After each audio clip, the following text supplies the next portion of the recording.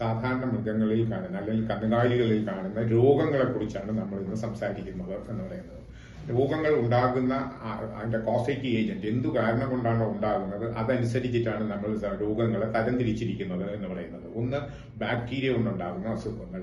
2, virus മൂലമുണ്ടാകുന്ന അസുഖങ്ങൾ. 3, പരാതജീവികൾ മൂലമുണ്ടാകുന്ന അസുഖങ്ങൾ. 4, മെറ്റബോളിക് ഡിസീസസ് അല്ലെങ്കിൽ അപാചയം വഴി ഉണ്ടാകുന്ന അസുഖങ്ങൾ. അപ്പൊ സ്വാഭാവികമായിട്ടും അങ്ങനെ 4 രീതിയിലാണ് നമ്മൾ രോഗങ്ങളെ തരംതിരിച്ചിരിക്കുന്നത്. നമുക്ക് ആദ്യമായിട്ട് ബാക്ടീരിയ കൊണ്ടുണ്ടാകുന്ന അസുഖത്തെ കുറിച്ച് നോക്കാം. കന്നുകാലികൾ ഉണ്ടാകുന്ന ഏറ്റവും പ്രധാന അസുഖം ബാക്ടീരിയ കൊണ്ടുണ്ടാകുന്നത് ആന്ത്രാക്സ് അല്ലെങ്കിൽ അടപ്പൻ എന്ന് പറയുന്ന അസുഖമാണ്. ഇത് ബാസിലസ് ആന്ത്രാസിസ് എന്ന ഒരു ബാക്ടീരിയ മൂലമാണ് ഈ രോഗം ഉണ്ടാകുന്നത്. ഈ ബാസിലസ് ആന്ത്രാസിസ് സ്പോർ രൂപത്തിൽ മണ്ണ്, വെള്ളം, മൃഗങ്ങളുടെ തൊലി ഉൽപ്പന്നങ്ങൾ എന്നിവയിൽ വർഷങ്ങളോളം പ്രവർത്തനക്ഷമമായി തുടരുന്നു. അതുകൊണ്ട് തന്നെ മേച്ചിൽ സ്ഥലത്ത് മണ്ണിൽ നിന്നും മലിനമായ ഭക്ഷണത്തിൽ നിന്നും ഒക്കെ തന്നെ പശുക്കൾക്ക് ഈ അസുഖം ഉണ്ടാകാനുള്ള സാധ്യത വളരെ കൂടുതലാണ്.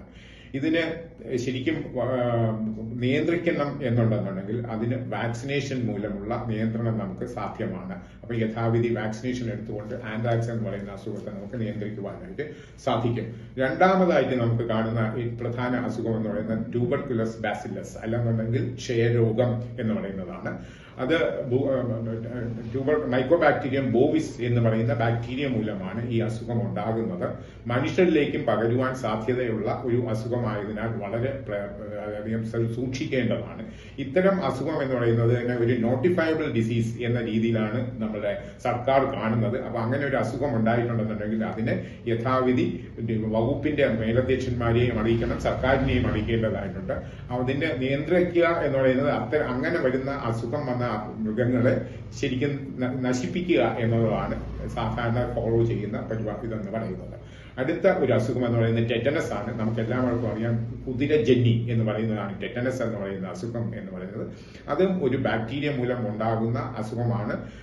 സാധാരണ ആടിനും മറ്റുമൊക്കെ തന്നെ ഗർഭാവസ്ഥയിൽ 4 മാസം പ്രായമാകുമ്പോൾ കുഞ്ഞുങ്ങൾക്ക് ഈ അസുഖം വരാതിരിക്കുന്നതിന് വേണ്ടി നമ്മൾ ടെറ്റനസ് ടോക്സോയിഡ് എന്ന് പറയുന്ന വാക്സിനേഷൻ കൊടുത്ത് അവയെ പ്രതിരോധിക്കാൻ ഉണ്ട്. അപ്പൊ ആ രീതിയിൽ ഈ ടെറ്റനസ് എന്ന് പറയുന്ന അസുഖത്തിൽ നിന്ന് പ്രതിരോധ ശേഷി നമുക്ക് ഉണ്ടാക്കിയെടുക്കുവാനായിട്ട് സാധിക്കും. അടുത്ത ഒരു അസുഖം ബാക്ടീരിയൽ ഡിസീസ് എന്ന് പറയുന്നത് ബ്രൂസല്ലോസിസ് എന്ന് പറയുന്നതാണ്. അപ്പൊ ബ്രൂസല്ലോസിസ് എന്ന് പറയുന്നത് സാധാരണയായിട്ട് 6 മാസത്തിനകം ശരിക്കും ഗർഭം അലസി പോകുന്ന ഇത് ഉണ്ടാകുക, മറുപിള്ള പോകാതിരിക്കുക, ഇങ്ങനെയൊക്കെയുള്ള അസുഖമാണ് ബ്രൂസല്ലോസിസ് എന്ന് പറയുന്നത്. അത് ബാക്ടീരിയൽ ഡിസീസ് ആണെന്ന് ഞാൻ നേരത്തെ പറഞ്ഞു. ഈ അസുഖം മനുഷ്യരിലേക്കും പകരുവാൻ സാധ്യതയുണ്ട്. അപ്പൊ അതുകൊണ്ട് തന്നെ ഇത്തരം രീതിയിൽ അസുഖങ്ങൾ വരാതിരിക്കുന്നതിന് വേണ്ടിയിട്ടുള്ള പ്രതിരോധ വാക്സിനേഷൻ നമ്മൾ യഥാവിധി ചെയ്യേണ്ടതായിട്ടുണ്ട്.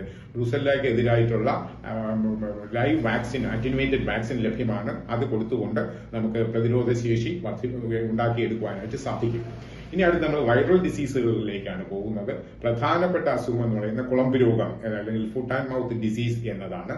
അത് കുളമ്പിനെ ബാധിക്കുന്നു. അതുപോലെ തന്നെ വായ്ക്കകത്ത് അതിന്റെ ലീഷൻസ് ഉണ്ടാകുന്നു, അകിടിൽ ലീഷൻസ് ഉണ്ടാകുന്നു.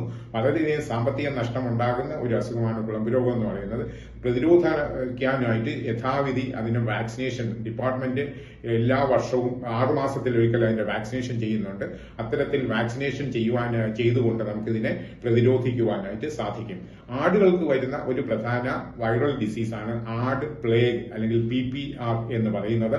ഈ PPRനെ നമുക്ക് പ്രതിരോധിക്കുവാനായിട്ട് ചികിത്സ ഒന്നും ലഭ്യമല്ല, പ്രതിരോധ വാക്സിൻ മാത്രമേ ലഭ്യമുള്ളൂ. അതുകൊണ്ട് ശരിയായ രീതിയിൽ പ്രതിരോധിക്കുവാനായിട്ട് വാക്സിനേഷൻ 3 മാസം പ്രായം 3 വർഷം നിലനിൽക്കുന്ന ഒരു വാക്സിനാണ് നമുക്ക് ഇന്ന് മാർക്കറ്റിൽ ലഭ്യമായിട്ടുള്ളത്.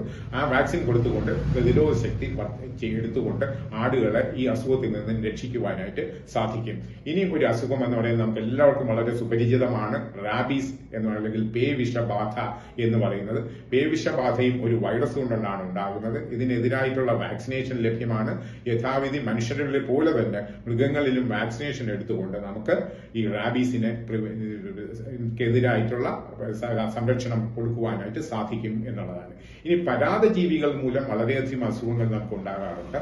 ഉദാഹരണമായിട്ട് നമ്മൾ കൃഷ്ണഗിരിയിൽ നിന്നോ മഞ്ഞ സംസ്ഥാനങ്ങളിൽ നിന്നോ ഒക്കെ വാങ്ങിക്കൊണ്ടുവരുന്ന പശുക്കളിൽ പലപ്പോഴും നമുക്ക് അനാപ്ലാസ്മോസിസ് എന്ന ഒരു അസുഖം ഉണ്ടാകാറുണ്ട്, തൈലേറിയാസിസ് എന്ന് പറയുന്ന അസുഖം ഉണ്ടാകാറുണ്ട്, ബബീസിയോസിസ് എന്ന് പറയുന്ന അസുഖം. ഈ 3 അസുഖങ്ങളും പരാതജീവികളിലൂടെ ഉണ്ടാകുന്നതാണ്. അപ്പൊ ഈ പരാദജീവികളിൽ ഉണ്ടാകുന്ന അസുഖങ്ങളെ നിയന്ത്രിക്കുന്നതിന് വേണ്ടിയിട്ടുള്ള ചികിത്സാ രീതികൾ ലഭ്യമാണ്. അത് രക്തപരിശോധനയിലൂടെ ഈ അസുഖങ്ങളെ കണ്ടെത്തുവാനായിട്ട് സാധിക്കും. അങ്ങനെ നമുക്ക് അവയുടെ ചികിത്സ ഉറപ്പാക്കുവാനായിട്ടും സാധിക്കും.